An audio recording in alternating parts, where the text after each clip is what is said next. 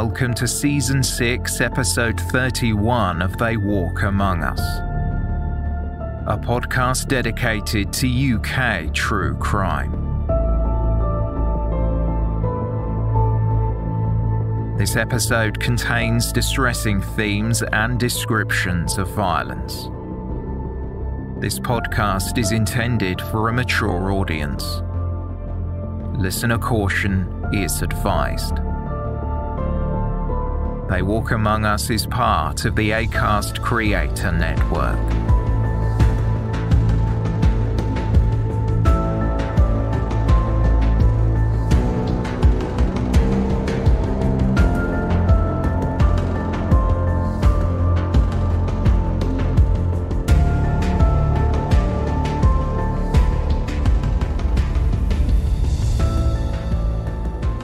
One of the most significant murder investigations in Cleveland police history remains unsolved after 3 decades.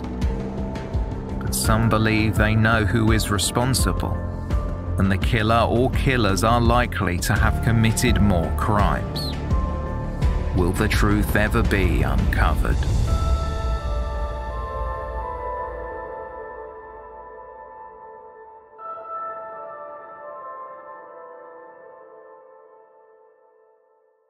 April 21st, 1990. Almost a week after Easter on a spring day, 2 teenagers were trying to shoot pigeons on waste ground around the ICI Castle Works plant in Billingham, County Durham. As they walked across the empty plot of land, they stumbled upon something that caught their eye. Unusual among the scenery, the mass before them was bones. It was obvious by their size they were not that of a bird or a small mammal. After processing what they had seen, the 2 youths decided to call the police. Investigators tasked with attending the scene recovered what appeared to be, on initial inspection, a human skull, lower jawbone, a shoulder blade and a collarbone. An extensive search of the surrounding area was launched to try and uncover any further parts of the incomplete skeleton. Perhaps officers would find clues that might hint at the identity of who the bones belonged to. A human remains detection dog, a highly skilled border collie named Juile, was brought in from the West Yorkshire Police Force. Teams of officers scoured the Billingham Beck area over a half-a-mile radius, in hopes of finding something, but no further remains were located. The land belonged to the ICI Castle Works plant, one of the largest synthetic ammonia plants in the UK, and a large employer in the area. The plant was particularly useful in wartime, and after the war, ICI continued to produce other materials like plastics, aviation fuel and fertilizer. Following the discovery of human bones, the Beck was drained at ICI Castle Works' expense. However, the police did not find any more remains. After assessing the skull and other bones, it was thought they belonged to a young female. When police cross-referenced missing person reports in the area, they learned that an 18-year-old had gone missing from her home a year earlier, just a quarter of a mile from the location where the bones were discovered. Forensic testing confirmed the identity of the deceased female. In early May 1990, results solidified what investigators had expected. The remains belonged to the missing teenager Tina Bell.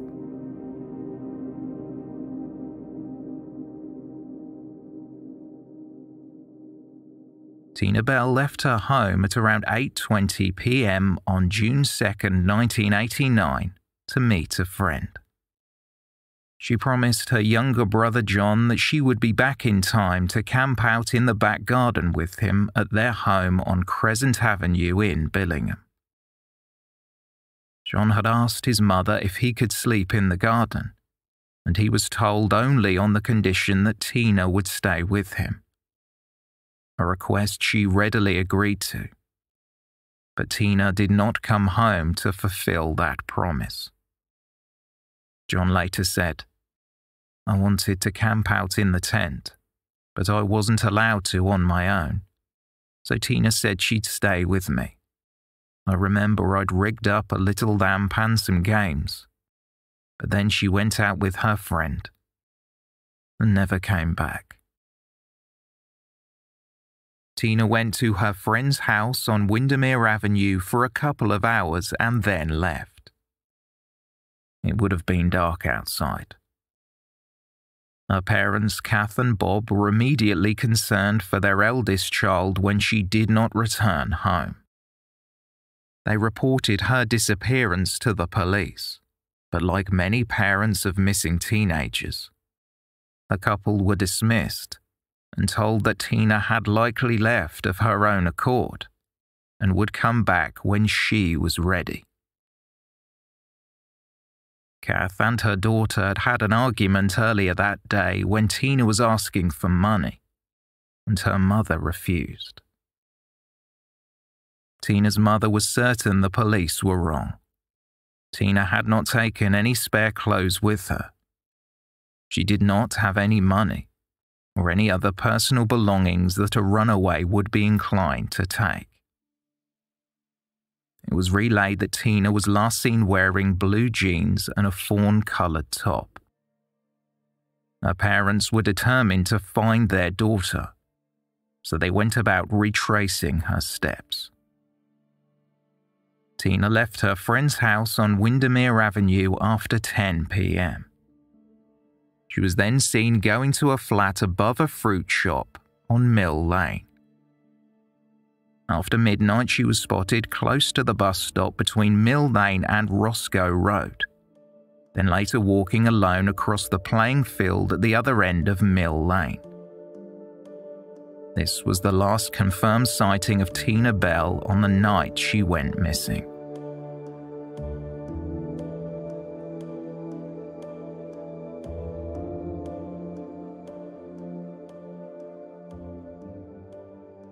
Tina Bell was the eldest of 3 children. Her younger siblings, John and Angela, would speak fondly about their sister. They said that she was the type of girl that would do anything for her loved ones. Her siblings were close. John, the youngest child, was 5 years younger than Tina. He later said in an interview with the Gazette that he was, quote, "quite the cocky little kid and would get in to bother sometimes. Tina would always help fight his battles." Tina's sister Angela, who was 2 years younger, said that they fought like sisters do at that age. However, Tina always stuck up for her when they attended Revo school. Angela recalled that Tina had a good sense of humour and was caring. Speaking about her sister's generous nature, Angela said that Tina would give you the last penny in her purse. Tina had attended Abbey Hill School in Billingham and was described as being a tomboy who felt more comfortable in the company of boys at school rather than the girls. She had a part-time job in Hartlepool as a community care worker. When she missed her shift 2 days after she was last seen, her family became even more concerned for her welfare. As the weeks passed, the police made contact with other agencies to inquire if Tina had been spotted in the neighbouring towns and villages, but nothing came from it. Several sightings were reported to the police, although they were unconfirmed and led nowhere. On one occasion, Tina's mother, Kath, borrowed a chair from a hair salon in nearby Norton and sat on the street waiting for her daughter to pass by. In limbo, not knowing where she was or what had happened to her, Tina's father spent days and nights walking around, asking people on the street if they had seen Tina. He travelled to Middlesbrough to ask sex workers if they recognised her photo. Angela, Tina's younger sister, said that she and her father Bob would walk miles every day looking for Tina, hoping for any sign that the worst had not happened. They went to an area that was known as the Red Light District and the job centre to ask if anyone recognised the, quote, immature but streetwise 18-year-old. Angela had been staying at her grandmother's house on the night her sister went missing. She was racked with guilt for years that she had not been home with Tina, because Angela felt as though Tina would not have gone out, and in turn would not have disappeared.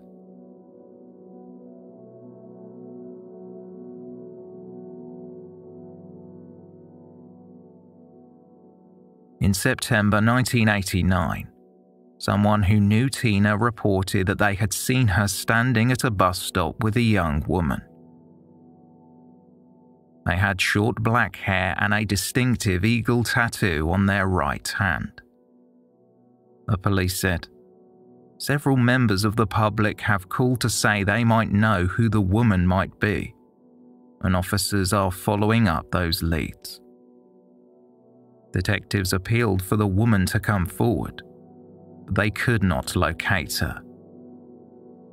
Another witness report mentioned that a young woman matching Tina's description was seen arguing with a young man with short, fair hair, close to where she was last seen.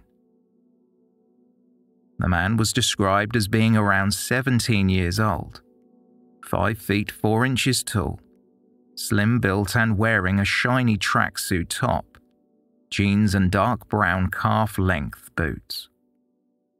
A police officer said, "The description of the girl is similar to Tina, so we are looking at the possibility it may perhaps have been Tina.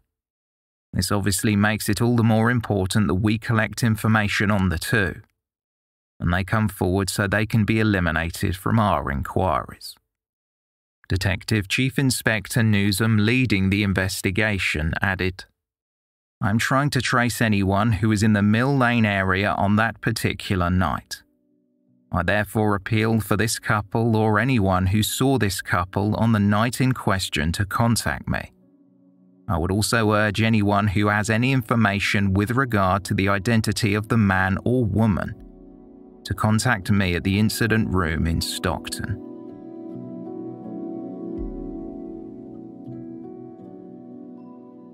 The Bells' first Christmas without Tina passed, and they tried to remain strong and positive.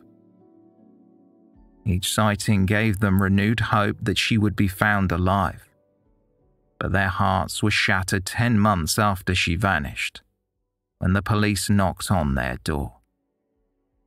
Tina's sister recalled that she had gone shopping with her mother. When they got back to Crescent Avenue, there were police cars and officers outside their house.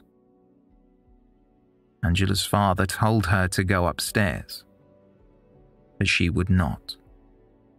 Her father had to break the news when he told Angela and her mother, "She's gone."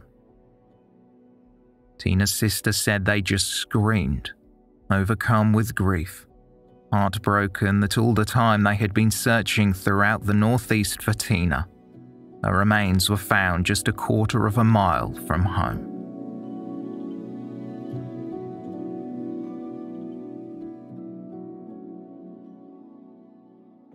When the bones were discovered, the inquiry was escalated to a murder investigation. Forensic analysis of the remains determined that they had been subjected to corrosive chemical action and appeared to be bleached. This indicated that whoever killed Tina Bell had tried to dispose of her remains by placing them in a bath of acid. Investigators said at the time that, quote, "Anyone who has had a large quantity of chemicals stolen from the area in the last year and not reported the theft should do so immediately."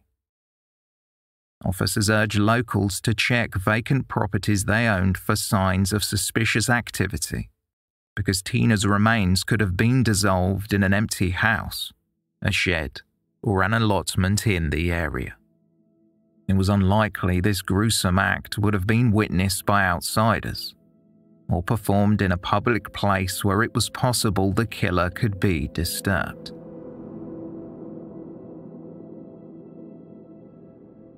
Tina's family had never given up searching for her in the 10 months between Tina's disappearance and the discovery of her remains. The police appealed for a lorry driver who was seen parked in the Mill Street area to come forward, so they could be excluded from the inquiry. The vehicle was seen parked close to Rydal Avenue and the fruit shop Tina was last seen visiting the night she went missing. The investigators said that the driver of the lorry had been described as being between 20 to 25 years old, with short dark hair. The vehicle's trailer was covered with tarpaulin. Officers thought it was likely the driver had slept in the cab on the night of Tina's disappearance. A police spokeswoman said, "We would like to trace the driver and appeal to anyone who knows him to come forward. He may be a vital witness, or we may be able to eliminate him from the inquiries." The officers went door to door asking if anyone knew anything about the crime, and even drove through the area when school children were on their way home, appealing for information over a loudspeaker. Leaflets bearing Tina's photograph and information about her last known movements were distributed to homes in Billingham, and posters were hung in businesses throughout Billingham, Stockton, Middlesbrough and Teesside. Tina's parents were devastated. On May 11th, a police spokeswoman stated, "There were many reported sightings of Tina after she disappeared, and their hopes have been kept up. They thought she was still out there, but just not bothering to get in touch. Now they are beginning to come to terms with the fact that she is not. It's very difficult." Bob and Kath Bell released a statement a week later which said, "We know it's a difficult job for the police to find out exactly what happened to our daughter Tina after we last saw her on the evening of Saturday, June 3rd. Because of this, we are appealing to anyone who may be able to help find her killer to get in touch immediately. We are finding it very difficult to come to terms with her death, and the only thing that will give us peace of mind is if her murderer was caught and Tina was laid to rest." Later in May, the police announced they believed the remains had been placed at the wasteland by an uninvolved person such as a child or someone who thought they were animal bones. Detective Chief Inspector Ron Newsom, who led the murder inquiry, said that the remains had not been buried. Extensive searches of the surrounding area led investigators to believe Tina had been killed elsewhere. A container suitable for disposing of a body in acid was not found. Officers also theorized that a relative or friend of the killer might have tried to help by disposing of the bones. Tina's last known movements were reenacted on an episode of Crime Watch on Wednesday, May 30th. But the response the police received was disappointing and led nowhere. It was nearly a full year after Tina disappeared, and perhaps memories had faded or distorted over time.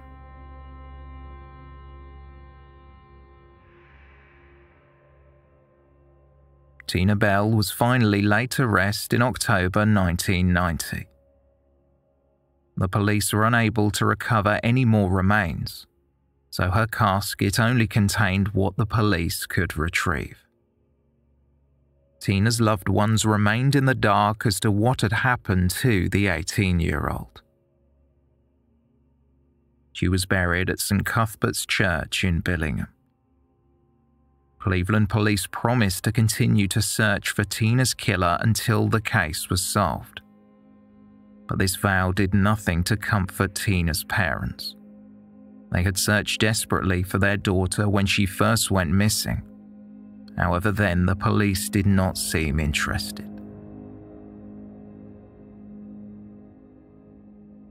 An inquest into Tina Bell's death was held during December 1992 in Middlesbrough. Her then 17-year-old brother John and her mother were in attendance. Other close family members felt it best to wait for the outcome at home. Tina's father Bob, who endured a mental breakdown, was being comforted by their other daughter Angela, then aged 20. The Cleveland coroner Michael Sheffield said that he was almost certain that Tina was unlawfully killed, but the evidence did not determine the exact cause of her death. Over 70 officers had worked on the case to try and find Tina's killer. They even travelled to France, but they were still no closer to answers. Dr. Siva Sumarsundaram, the Home Office pathologist, said that it was likely Tina's body had been dismembered and dissolved in acid. The corrosive liquid used was so strong that it not only stripped the flesh from the bones and the enamel from the teeth, but it also bleached the bones. Tina had been identified using hospital X-ray and dental records. An open verdict was recorded at the inquest. Detective Chief Inspector Ron Newsom said at the hearing, "Our inquiries will continue until the truth is revealed and the murderer is charged and convicted for killing Tina. Somebody knows the key to the mystery." DCI Newsom would later tell the Gazette, "The body has been subject to a process involving a liquid chemical of some sort, and this process could have taken place anywhere, in a house, garden, shed, on an allotment, to name a few possibilities. It gives the public an insight into the sort of evil killer we are dealing with." Officers said that the killer had tried to make the victim unrecognizable, and that it was difficult to imagine the mind of a person who could do such a thing.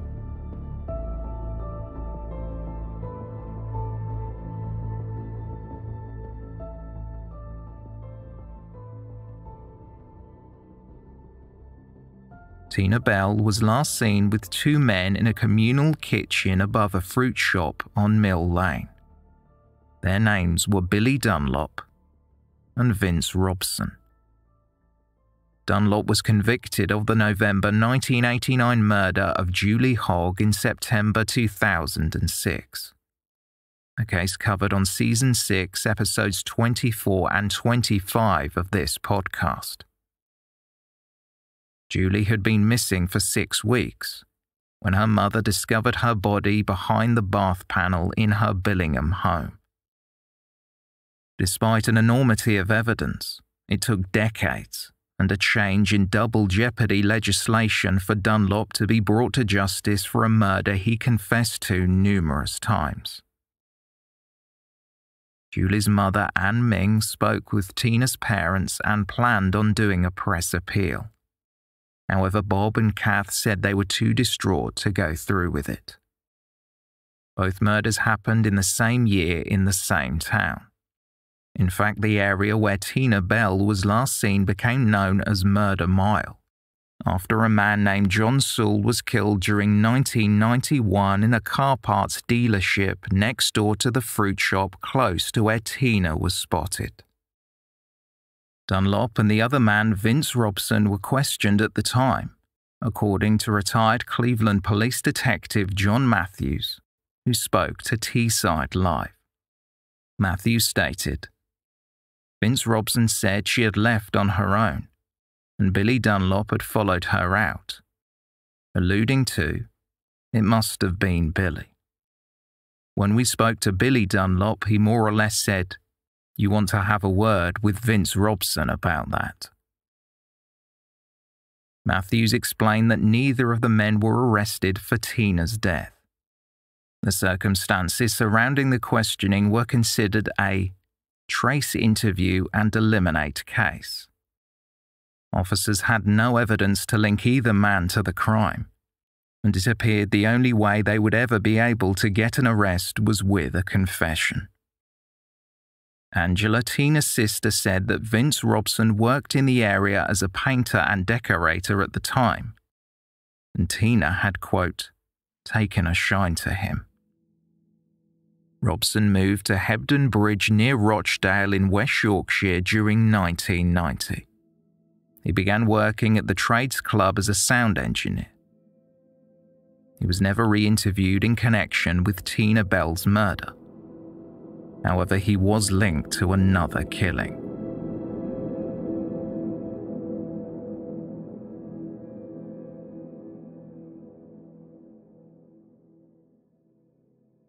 It was November 7th, 1994, when 13-year-old Lindsay Jo Reimer left her home on Cambridge Street in Hebden Bridge, West Yorkshire, to go and buy a packet of cornflakes from a nearby shop. Soon after 10 p.m, Lindsay walked half a mile to the Trades Club, where her mother Geraldine was playing bingo. Lindsay asked her for some money. Geraldine gave her daughter £1.20, and as she did so, she told Lindsay to return straight home after buying the cereal. From here, Lindsay travelled to the spa, which was a short walk, about 2 minutes on foot. She bought the cornflakes and was captured on the store's CCTV camera leaving at 10:22 p.m. to walk home. The property was not far. Lindsay's father, Gordon, had been at home while Lindsay went to the shop. He was on the telephone from 9:45 p.m. until 10:20 p.m, so he simply assumed that Lindsay had come home at some point during his phone call and went straight to bed. Lindsay's mother, Geraldine, came home that night at 11:30 p.m, and she too assumed that Lindsay was sleeping in her bed. However, Lindsay had never walked through the front door.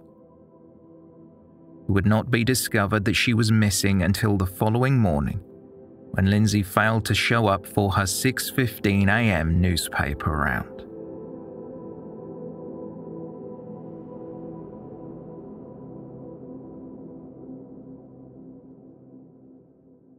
Lindsay Jo Reimer was born on February 17, 1981. She lived at home with her parents, Gordon and Geraldine, and her 3 siblings, Kate, Daniel, and Juliet. It was said to be a happy and loving home. Lindsay was a popular student at Calder High School, and she had ambitions to attend university. According to one witness, he had seen Lindsay the night she vanished. He came forward and told police that he had been walking his dog on Valley Road in Hebden Bridge when he spoke with a girl who he believed was Lindsay. He said that the girl stopped him at around 11:30 p.m. and asked for a light, and then continued walking in the direction of Hardcastle Crags, which is a National Trust spot. There would be a handful more witnesses who reported seeing a girl matching Lindsay's description around the same time. A teenage boy claimed to have seen Lindsay at a bus stop in Hebden Bridge at around 11:15 p.m. that night.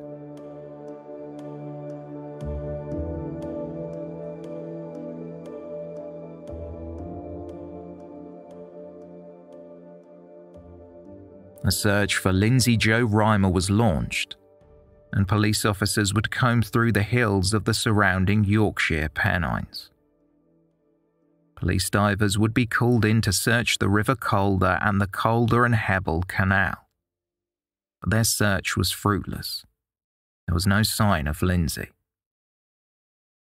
Missing person posters with Lindsay's face emblazoned on the front, alongside details of her disappearance, were printed and distributed throughout the area.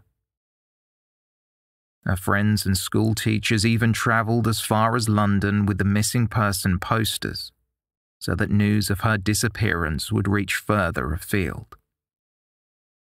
Furthermore, Lindsay's loved ones organised a search of Moorland, and they were assisted by more than 100 volunteers. However, once again, no meaningful tips were uncovered. Her father, Gordon, spoke with a reporter for The Independent, and he was of the opinion that his daughter had been abducted and murdered, stating, "Our lives over the last 3 days have just been spent waiting and hoping, but our hopes are dwindling away."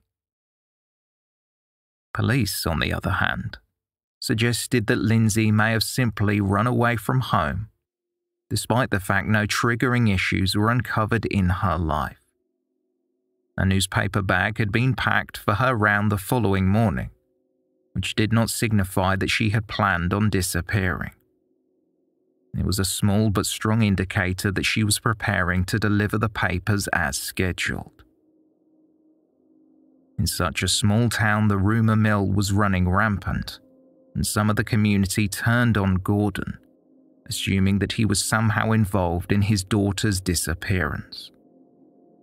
Police received a plethora of phone calls from strangers who had never met the family, naming Gordon as his daughter's killer.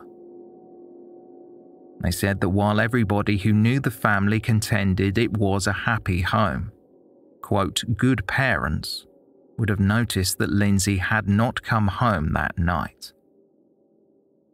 In fact, the Reimer family had been stronger than ever at the time Lindsay vanished. In the years before, Gordon and Lindsay's younger brother Daniel had moved out following a brief separation. However, the family reconnected, and the temporary separation had only tightened their bonds. Many of the phone calls had come in following a press conference wherein Gordon pleaded with the public for assistance in finding his missing daughter. His demeanour did not convey his upset. Some members of the public said he appeared less than distraught, and a cloud of suspicion immediately engulfed him. Geraldine had been too distraught to even appear at the press conference, and Detective Superintendent Tony Whittle, who was leading the investigation, said, "We had a few phone calls saying it was Dad who was responsible. His manner and his facial expression seemed unusual." Hebden Bridge was somewhat of an alternative community. Some officers had even described it as a, quote, hippie community. D.S. Whittle explained, "It is a community with a different lifestyle, but they have been at least as helpful as any other. There is a hippie commune there with plenty of ponytails, but there is no crime rate to speak of, and it is more of a community than a commuter estate." In fact, the quiet Pennine town was where organised Methodism had been born. The cobblestones and moored barges made it a popular tourist destination. It was an exceptionally safe town, and it would not be uncommon to see 13-year-olds walking to the shop alone late at night, much like Lindsay had done. Many in the community even left their doors unlocked because of the low crime rate and the sense of security it afforded them. With nothing else to grasp hold of, some suggested that Lindsay had become disenchanted with the unorthodox lifestyle of the town and simply ran away. As the days trickled past with no leads in the case, police would get Lindsay's 20-year-old sister Kate to retrace Lindsay's last known movements in the hopes that it would be able to refresh someone's memory. On the night she vanished, Lindsay had been wearing a sweatshirt with the words "Dossie Posse" written on the back and boots with a yellow motif. She was also wearing a watch with fluorescent markings. After performing the reenactment, Kate said, "It was horrible. My heart was thumping all the time." The days eventually transformed into weeks, yet there were no new developments to report.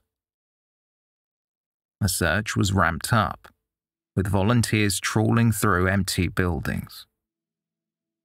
Lindsay's family had written to more than 6,000 local businesses and residents, asking if any empty properties they owned could be searched. Concern had turned into fear, and there was an increasing uncertainty in the air that someday somebody was going to discover something disturbing. Police would learn about a bearded white man, estimated to be in his 40s or possibly 30s, who had been approaching children with undue interest before and after Lindsay's disappearance. He had allegedly been staying at a hotel in Sheffield and had seemingly disappeared after Lindsay vanished.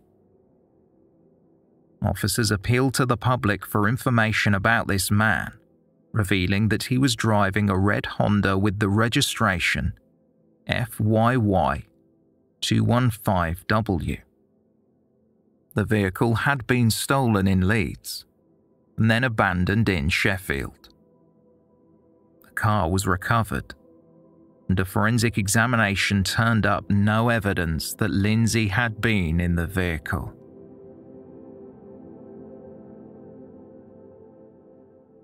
The year following the young teenager's disappearance would come to a close with no new developments. Christmas and Lindsay's birthday had passed, and it was hoped that if she had run away, then she would have at least called home. But there were no phone calls or letters. In February, police launched an appeal in Scotland.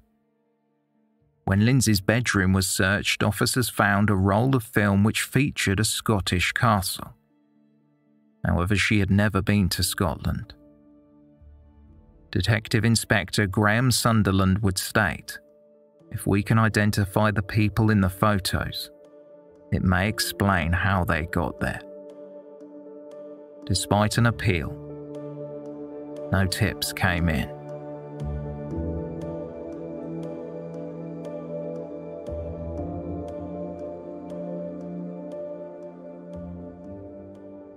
Then on April 12, 1995, two Calderdale Council workmen doing routine checks spotted something floating on the surface of Rochdale Canal, around 2 miles outside Hebden Bridge. One of the men, Andy Glover, said that at first they thought it may have been a sheep. He used a grappling hook to reel the object in, and was horrified to discover that it was the body of a girl. He noticed immediately that the body was wearing the same clothing that Lindsay Jo Reimer had been wearing when she vanished.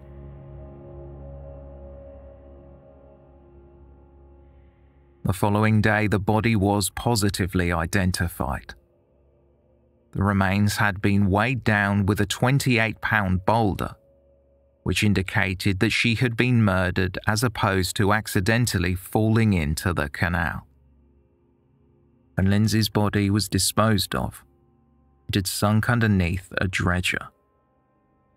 Then in January, before she was found, there was a flash flood and the canal had burst its banks. There was so little water in the canal that the dredger had sank into the silt, so Lindsay's body was trapped. The 6-foot-deep canal had recently been dredged, bringing her body to the surface. An autopsy was conducted by Professor Michael Green, a Home Office pathologist, who said he had initially failed to find a cause of death. Further tests determined that she had most likely been strangled. A voice box had been flattened against her spinal column, and there was evidence of compression across the muscles in the front of her neck. There was no evidence of sexual assault. The missing person investigation transformed into a homicide inquiry involving 60 police officers. DS Whittle announced that the authorities believed that Lindsay had been murdered on the night she vanished, and then her body was dumped in the canal in the hours before her parents reported her missing. The detective stated they were working on the theory that Lindsay had been killed by somebody she knew. DS Whittle said, "She was quite a cautious girl, not streetwise. She's more likely to have got into a vehicle with someone she trusted. Whoever did this is bound to have been affected by it, and I believe there is someone within the community who perhaps since November 8th has suspected they know the identity of the person responsible." An unlit towpath connected Lindsay's home to the spa, where she had purchased the cornflakes. Police were working on the assumption that this could have been where she was attacked. Parts of the River Calder ran close to the street where Lindsay lived with her family, and it had been searched back in November by police divers. However, they admitted that the specific area where Lindsay's body was found had not been. DS Whittle said, "The indication to us was that Lindsay disappeared on her way home. If she went into the canal, the flow of water would have taken her body in the other direction. It was a mistake. I recognize that fact." Following the tragic news, Lindsay's family would release a statement. It mentioned that the discovery had ended 5 months of anguish and worry in the most abrupt and final way. It ended a hope that has sustained us throughout this period.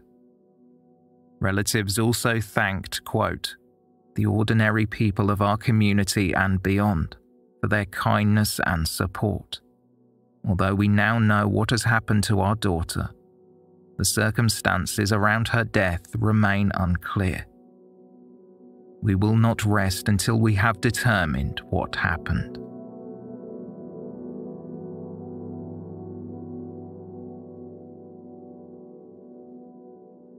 Police would once again appeal to the public for information, this time to catch Lindsay's killer.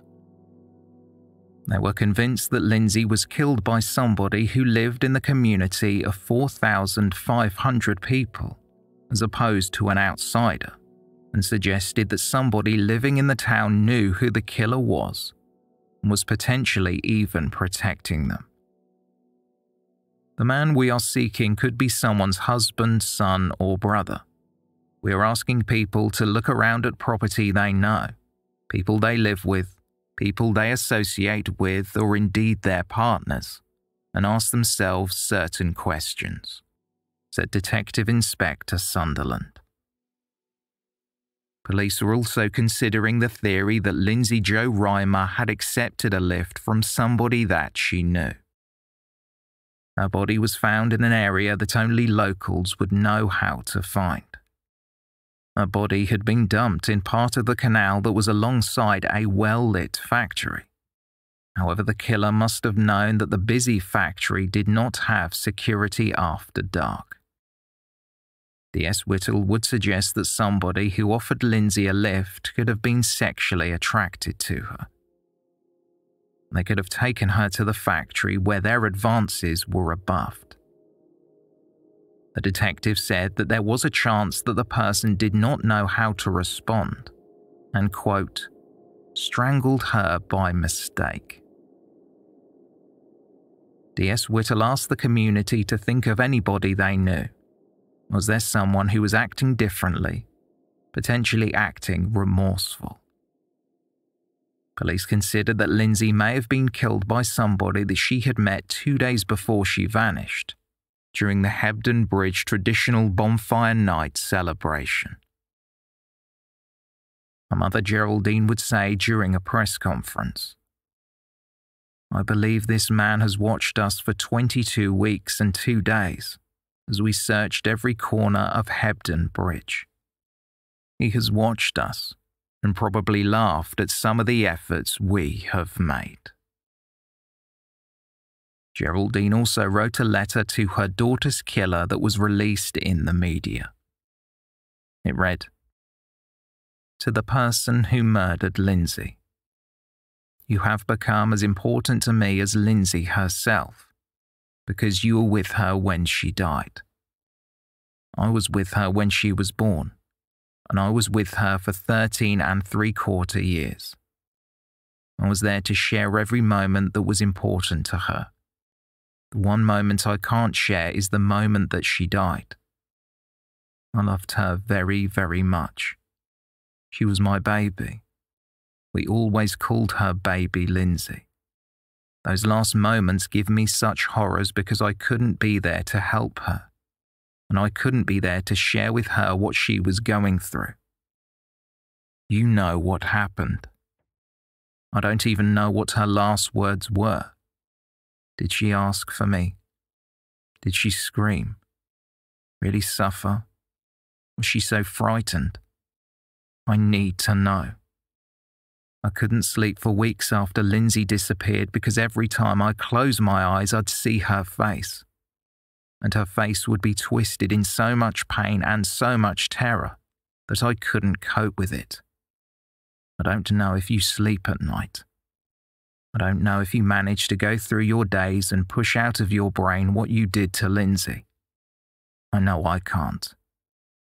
Every waking moment is consumed by the fact that Lindsay is not here and the reason that she is not here.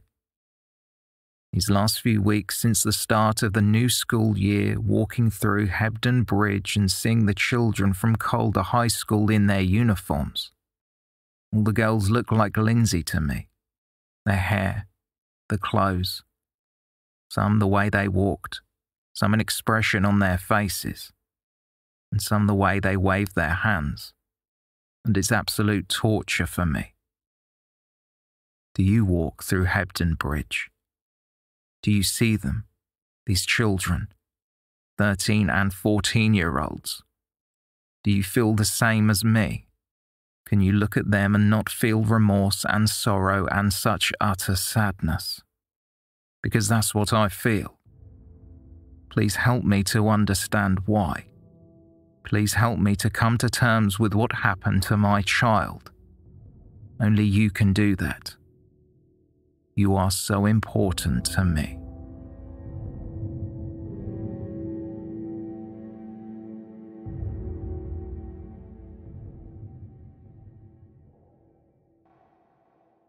On April 23, 1995, Lindsay's funeral was held at St James's in Hebden Bridge. The service was led by Reverend Martin Parrott. He told the mourners that Lindsay's killer was not going to evade justice. He said, "Whoever did this to Lindsay will not get away with it.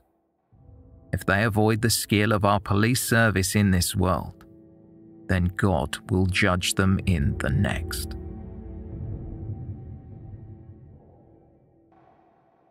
The police who were working on the murder investigation were present at the funeral, in part to pay their respects to Lindsay, but also to hope that the person or people responsible might slip up. There have been many instances of killers showing up at their victim's funeral.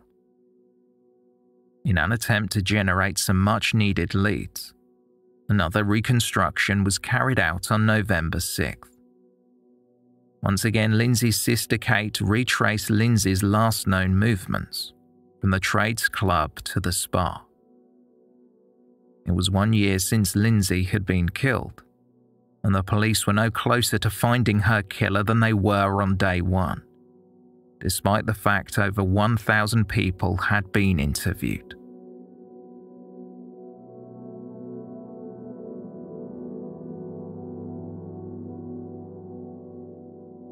Over the intervening years, police would routinely appeal to the public for information regarding Lindsay's murder. In 2014, for the first time ever, the police investigating the murder would use a tweet construction to try and bring awareness to the case. It was a reconstruction of Lindsay's last known movements, and the appeal was launched on Twitter. The police encouraged everyone to watch the video and then retweet it so that it could reach far and wide. It came at the 20th anniversary of Lindsay's murder.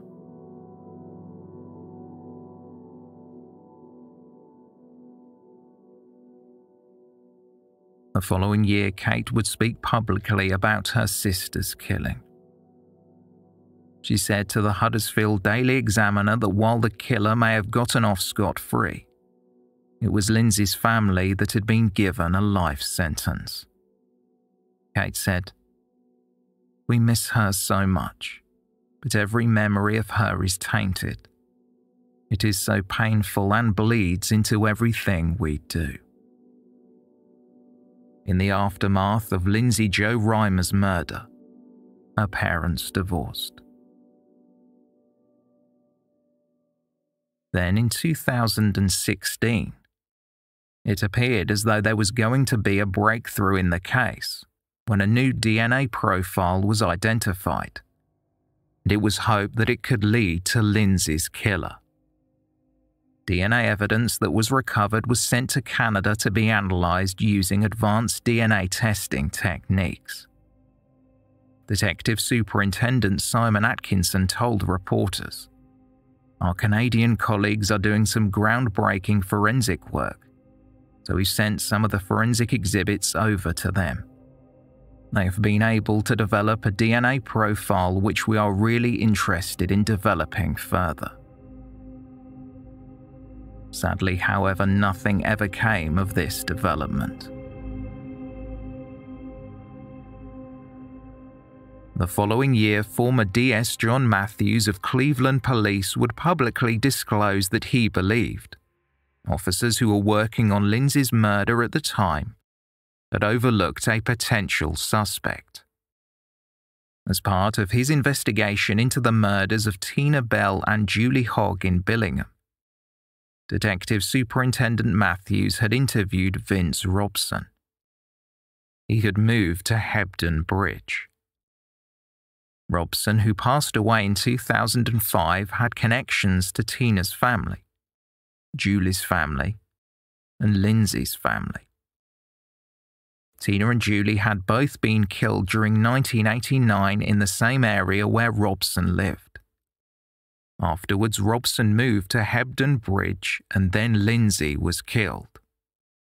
All three women had been strangled, and Robson had connections to Billy Dunlop, who was later convicted of Julie's murder. Robson had also been involved with the Trades Club, where he had worked as a sound engineer. Before going to the spa on that fateful night, Lindsay had popped into the Trades Club to get some money from her mother. It was at the Trades Club where Robson had been interviewed for a second time by DS Matthews in relation to the murders of Juile Hogg and Tina Bell. In fact, Robson was one of the last people to have seen Tina alive in a communal kitchen at a flat on Mill Lane in Billingham. As DS Matthews said, "I thought it was ridiculous to have the same circumstances 100 miles apart. How unlikely would it be if that person was innocent? In that line of work, you don't believe in coincidences." West Yorkshire Police would confirm that Vince Robson had been interviewed at the time of Lindsay's disappearance and was investigated following his death. However, they would not disclose why Robson was ruled out of the inquiries. Just the following month, a 63-year-old man was arrested in connection with the murder of Lindsay Jo Reimer. He was released the following day on police bail. In April of 2017, a second man was arrested in connection with Lindsay's murder. He was a 68-year-old man from Bradford. But like the previous suspect, he was also released without charge.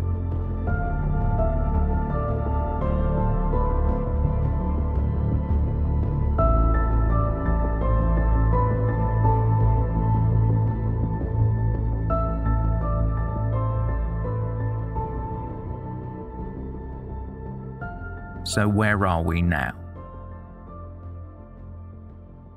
5 years after a coroner returned an open verdict into Tina Bell's death, the authorities began reviewing unsolved murders throughout the nation, and the Cleveland police renewed their investigative efforts into Tina's murder.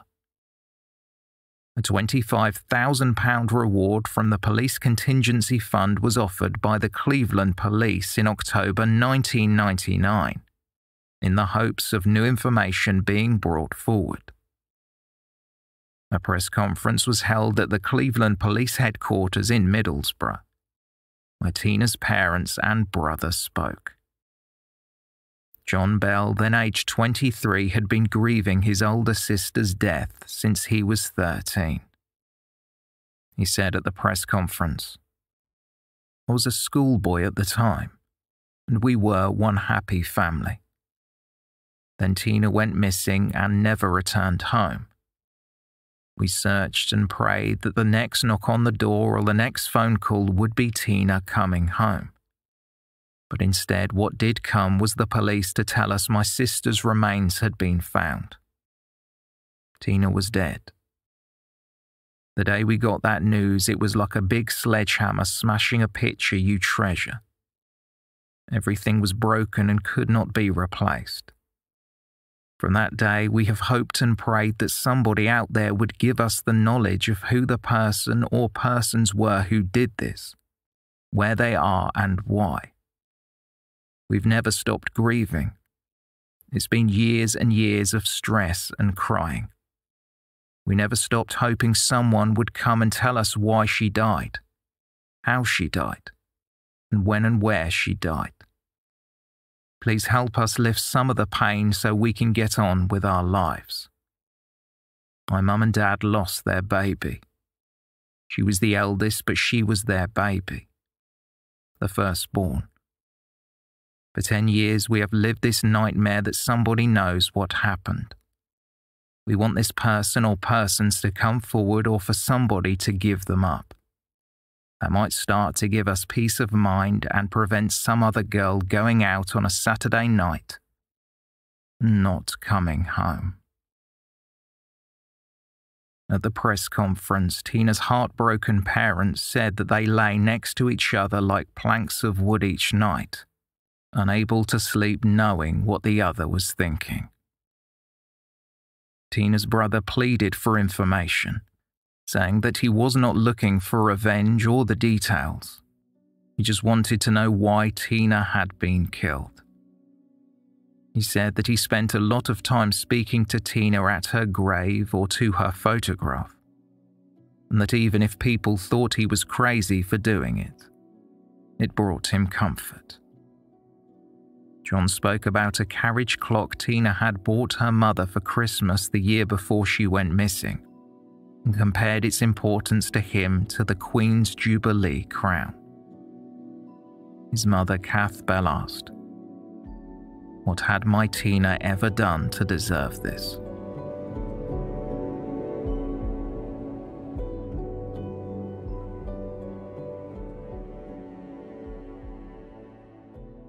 When the case was reopened, Chief Superintendent Peter Wilson took the lead.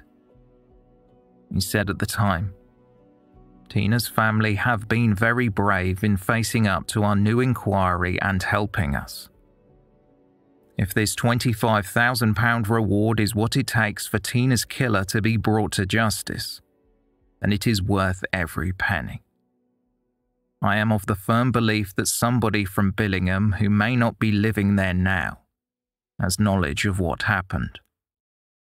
I'm not prepared to go into specific details for obvious operational reasons, but I know there is somebody out there who can supply the police with vital information. We only need a start that could lead us ultimately to the person responsible for this horrific crime. That at least will allow Tina's family to have some form of peace."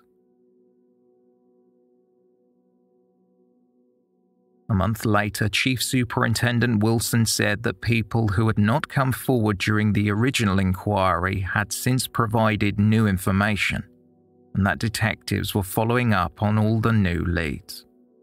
Wilson said. This response to our appeal only reinforces my belief there are people, particularly in the Billingham area, who have information that will help us bring Tina's killer to justice and bring some peace of mind to her grieving family.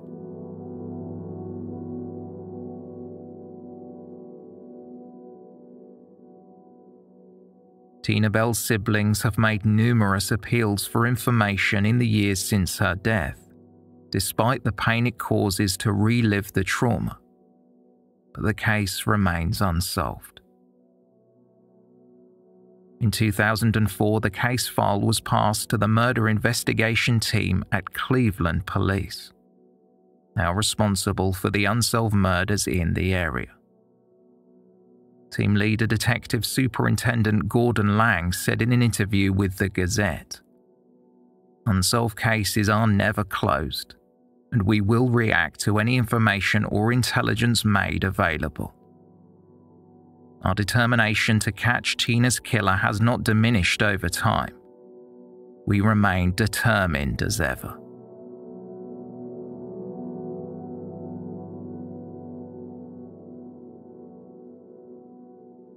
Aged 23, Angela moved to Hull, but returned to Billingham to visit her parents and her sister's grave. Now her daughter Hannah helps her to look for information about Tina's murder. Angela believes that someone in the area knows something, and that it could not have been a lone killer. Speaking about her sister, Angela said in an interview with Teesside Live, "She was a big lass. It would have taken 2 or 3 of them to get hold of her. I just wish they would confess or slip up somehow because it's not fair. I don't want to know how she died because I know she suffered. I just want justice for her." Tina's brother John has stayed in Billingham. He said that he would like to think his presence there has an effect on whoever hurt his sister. In a 2011 interview with Teesside Live, John said, "I feel like I would be turning my back on Tina if I left here. I believe that someday somebody will give us the answers. I will keep hoping and praying for the rest of my life, but I just really hope it's in time for my parents. My dad was always my hero, as is the case with most boys, but he has been a tortured man. Tina was his little girl, his firstborn. He is coming up 80, and I would give anything to see him have closure before he goes. We have never been able to lay Tina to rest. Everybody deserves a proper funeral and burial, but Tina has never had that. As a family, we don't feel she will ever get rest because of that. The crime is still going on for Tina."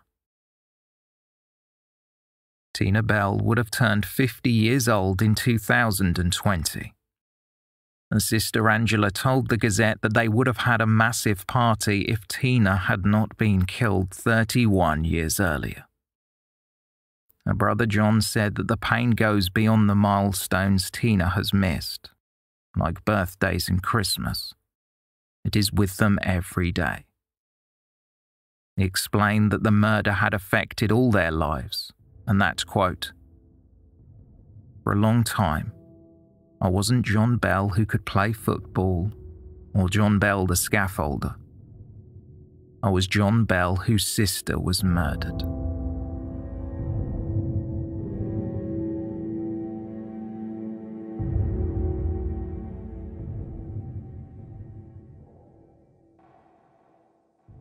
After Tina went missing, Bob and Kath Bell scoured the streets in desperation. When they found out she had been killed, they were too heartbroken to watch the news or read any reports about the investigation. Over 1,000 witness statements were taken, and hundreds of leads were followed. But unfortunately, Kath and Bob Bell did not live to see justice for their eldest child. The case remains unsolved. The police do not know who killed Tina Bell, why they killed her, or how and where she was killed. Bob Bell once told the Northern Echo, "I still believe after all this time that someday this terrible case will be solved."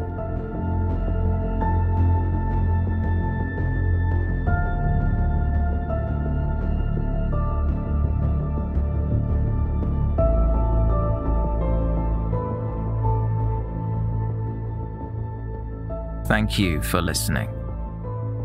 A special thanks to our new Patreon producer Michael Seven and everyone who supports us on Patreon.